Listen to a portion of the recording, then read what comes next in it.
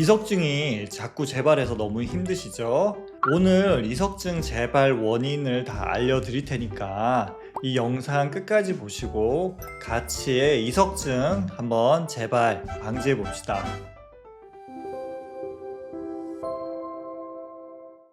이석증 그 어지럼 자체도 너무너무 힘들어요. 저도 이석증 2번 걸려봤거든요. 얼마나 힘든지 아는데 문제는 이석증이 자꾸자꾸 재발을 한다는 것입니다.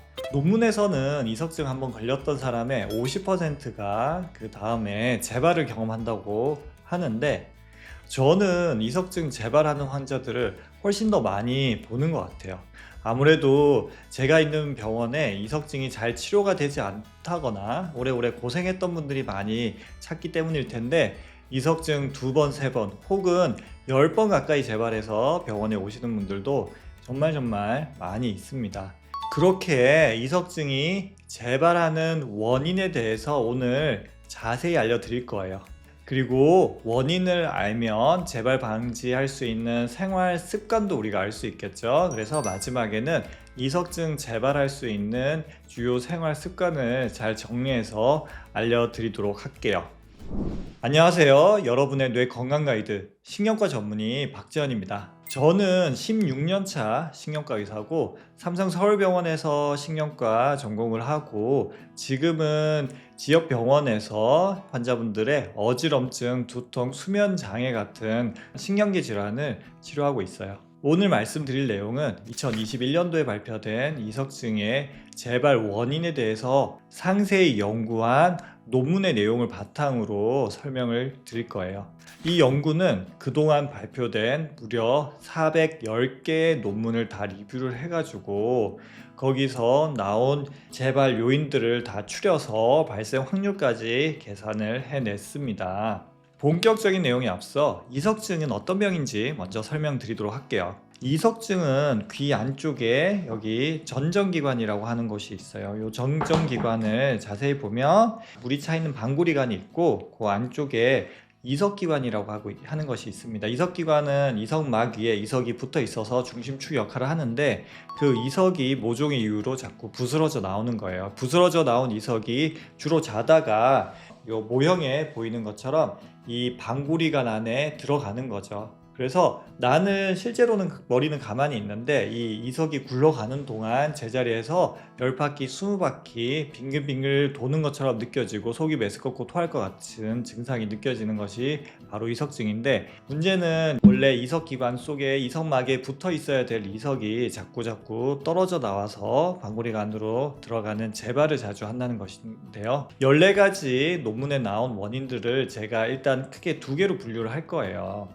우리가 사실 어떻게 할 수 없는 요인에 대해서는 자세히 알 필요가 없잖아요. 우리가 궁금한 것은 내가 어떻게 해서 재발을 방지할 수 있느냐가 궁금한 거기 때문에 이석증 재발과 관련된 요인들 중에서 내가 어떻게 교정할 수 있는 요인에 대해서 좀 더 자세히 설명을 드릴 겁니다. 첫 번째로 중요한 요인, 여기서 또 나오네요.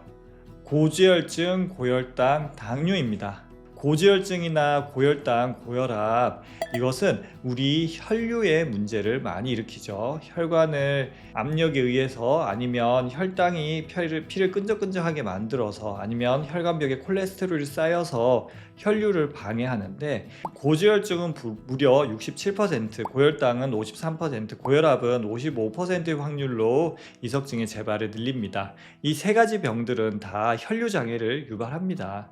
그래서 이석기관에 피가 잘 못 가니까 이석이 잘 부스러져 나온다는 거예요.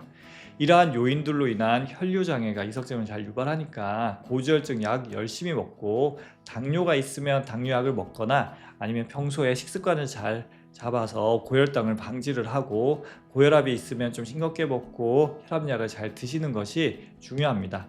2번째 원인은 약간 의외일 수도 있습니다. 바로 경추질환입니다. 그림에 보는 것처럼 이 목뼈가 건강하지 않고 이제 퇴행성 무릎 관절염처럼 목뼈에 퇴행이 오는 경우에도 이석증이 잘 생깁니다. 왜 그러냐? 바로 척추동맥 때문입니다. 이 목뼈 사이를 지나서 머리로 가는 혈관이 척추동맥이라고 하는 게 있는데 이 척추동맥에서 혈류가 나와서 귀 쪽으로 피를 공급을 하고 있습니다. 다른 말로 하면 이 척추동맥에 문제가 생기면 이 전정기관에도 피가 잘 못 간다라고 생각을 하시면 돼요.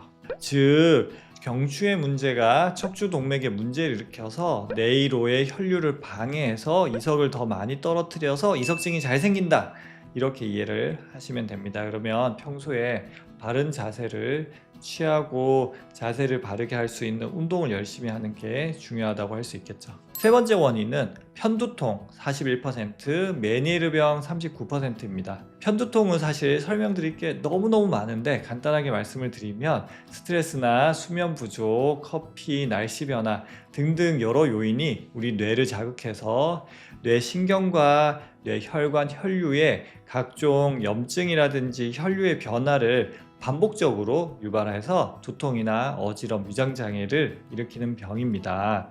편두통이 있는 경우에는 이렇게 혈류가 늘었다 줄었다 반복적으로 변하기 때문에 이석을 불안정하게 만들어서 이석을 더 잘 떨어뜨린다 라고 생각을 하시면 되고요. 메니에르병 같은 경우에는 여기 전정기관 달팽이관에 안에 물이 차서 붓게 만드는 병이거든요. 그래서 그 압력 때문에 역시 이석이 잘 부스러져 나오고 또 염증도 잘 생기기 때문에 그 염증 때문에도 이석이 잘 부스러져 나와서 이석증을 잘 유발합니다.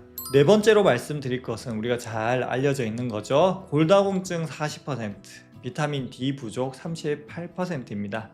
이석은 칼슘 덩어리이기 때문에 칼슘의 대사와 관련된 비타민 D라든지 또 칼슘이 부족해져서 생기는 골다공증이 이석증하고 관련이 매우 높습니다. 그렇다고 해서 이 비타민 D 영양제만 먹는 것이 이석을 다 예방할 수 있는 것은 아닙니다. 많은 환자분들이 비타민 D 영양제를 먹는데 비타민 D 영양 주사를 맞는데도 이석증이 생긴다라고 정말 많이 얘기하시거든요. 다른 연구에서 보면 비타민 D가 이미 충분한 경우에는 비타민 D 영양제가 별로 효과가 없다고 되어 있습니다. 물론 비타민 D가 부족한 분들이 정말 많기는 하지만 비타민 D 말고 다른 중요한 요인들도 많이 있다는 것을 꼭 알고 계셨으면 좋겠고, 골다공증 검사를 해서 골다공증이 있으면 약을 먹거나 주사를 맞거나 해서 치료를 하시고요. 비타민 D가 부족하다면 햇빛을 자주 쬐시고 그걸로도 안 되면 약을 먹거나 주사를 맞는 방법으로 비타민 D를 보충할 수가 있습니다. 그 다음에 말씀드릴 것은 수면 장애입니다. 불면증이 있거나 수면 무호흡증이 있는 경우에는 여러 신경계 기능 장애도 생기고 코티졸 같은 스트레스 호르몬을 많이 분비시키기 때문에 그쪽에 염증을 유발해서 이석증을 잘 유발한다고 알려져 있고, 그 다음에 말씀드릴 것 너무 중요한 건데요, 바로 활동량 부족입니다. 제 환자분들 중에서 이석증이 생기는 분들 보면 이제 종일 누워 있거나 저녁 시간에 자는 것도 아닌데 TV 보면서 종일 누워 있는 분들, 바깥 출입을 잘 안 하시는 분들이 정말 많이 있습니다. 활동량 부족, 운동 부족이 건강하지 않은 이석을 많이 만들고 이석증이 빨리빨리 녹아 없어지는 것을 방해하거든요. 그래서 열심히 활동을 하시고 열심히 운동을 하는 것이 이석증 재발 방지에 도움이 많이 됩니다. 그리고 스트레스죠. 스트레스가 만병의 근원이라는 말을 많이 하잖아요. 스트레스가 많으면 잠을 잘 못 자고 잠을 잘 못 자면서 이석증을 유발할 수도 있고요. 스트레스가 많으면 스트레스 호르몬 코티졸이 많이 분비가 되면서 염증 반응이 많이 생깁니다. 이것이 이석을 더 많이 부스러지게 만들어서 이석증을 많이 유발한다고 생각하시면 되는 거죠. 그 다음에 말씀드릴 것은 우리가 교정할 수 없는 원인들입니다. 첫 번째로 말씀드릴 것은 충격에 의한 이석증입니다. 한 34%의 위험을 올린다라고 알려져 있습니다. 교통사고라든지 머리 어디 부딪혀서 생기는 이석의 경우에는 이석이 이석막에서 좀 많이 떨어져 나와 있기 때문에 재발을 많이 한다고 알려져 있고요. 그 다음에 나이가 많은 경우에는 이석이 좀 푸석푸석하니까 잘 떨어져 나오고, 또 연세가 많으신 분들은 아무래도 몸이 불편해서 거동이 잘 안 돼서 활동량이 줄어들어 있는 분들 정말 많거든요.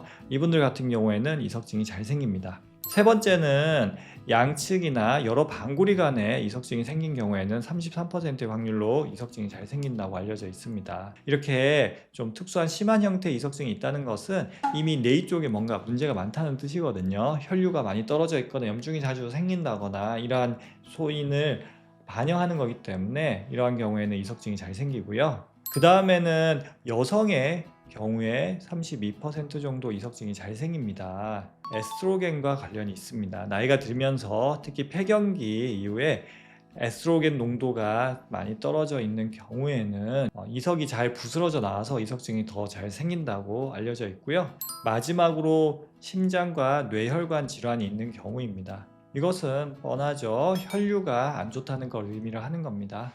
뇌 쪽에 혈류 장애가 생기기 때문에 이석증이 훨씬 더 잘 생깁니다. 자, 내용이 좀 길었으니까 이번 정리를 한번 좀 해볼게요.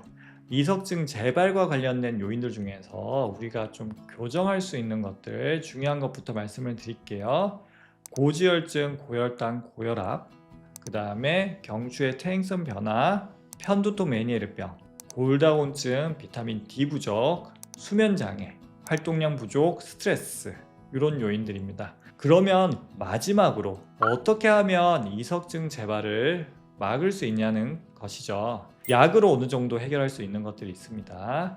고지혈증, 고혈당, 고혈압, 그리고 골다공증이죠. 이런 것들은 치료가 필요한 것들이니까 이런 것들이 있으면 꼭 치료를 받아서 이석증 재발을 막도록 합시다. 두 번째로는 바로 건강한 식단입니다. 당이 많은 음식, 단순당, 술이라든지 담배, 커피 이런 것들은 염증을 많이 유발하고 혈류 장애를 많이 유발하잖아요. 그래서 잡곡이나 현미 같은 건강한 탄수화물, 식물성 단백질, 식물성 오일, 해산물 이런 것들 위주로 식단을 구성을 한다면 혈류 장애도 많이 개선할 수 있고 염증도 줄일 수 있습니다. 세 번째로는 햇빛을 충분히 쬐시는 것이 좋습니다. 그러면 비타민 D 합성이 늘어나니까 이석증의 재발을 막는 데 도움이 되고요. 네 번째는 운동 및 통상적인 일상 활동을 아주 열심히 하는 것입니다. 그런 것들을 통해서 일단은 혈류를 아주 튼튼하게 혈류를 충분히 보낼 수 있고요. 그 다음에 건강하지 않은 이석을 빨리 녹아 없어버리고 건강한 이석을 많이 만들 수 있습니다. 마지막으로 알려드릴 것은 바로 스트레스를 받지 마세요 라는 것입니다. 이석증이 자꾸 재발하는 사람에서 첫 번째 스트레스가 뭐냐라고 물으면 바로 어지럼, 이석증 재발에 대한 공포입니다. 흔히 남편 문제, 건강 문제, 자신 문제, 돈 문제, 시댁 문제 이런 것들이 우리의 스트레스의 요인이 되잖아요. 근데 이석증이 있는 분들을 잘 보면 다음 이석증에 대한 두려움이 정말 큰 스트레스로 작용합니다. 저도 이석증을 겪어봤으니까 그 이석증이 얼마나 힘든 줄 알고 또 재발이 얼마나 무서운지 저도 잘 알고 있습니다. 하지만 다음 이석증을 걱정을 해봤자 좋을 건 하나도 없습니다. 걱정을 하면 할수록 스트레스 호르몬은 더 많이 분비가 되고 사소한 내 머리의 움직임, 내 몸의 흔들림도 다 이석증이 아닌가 이런 공포심으로 다가와서 이석증의 확률을 오히려 더 높이기만 할 뿐입니다. 그래서 이석증을 두려워하지 말고 앞서 말씀드릴 재발 방지 생활 수칙들을 잘 지키면서 생활하시면 이석증을 충분히 예방할 수 있고 혹시나 이석증이 재발한다고 하면 병원에서 치료받으면 또 잘 치료될 것입니다. 오늘 또 이석증 재발 방지에 관한 여러 내용들을 설명을 드렸습니다. 이미 알고 있는 것도 있을 거고 또 새로운 내용도 있을 거라고 생각을 하는데 이석증으로 고생하시는 분들에게 이 영상이 정말 조금이나마 도움이 되셨으면 좋겠습니다. 끝까지 시청해 주셔서 감사하고 다음에 또 다른 유용한 영상으로 찾아뵐 테니까 좋아요, 구독 부탁드릴게요. 신경과 전문의 박재현이었습니다.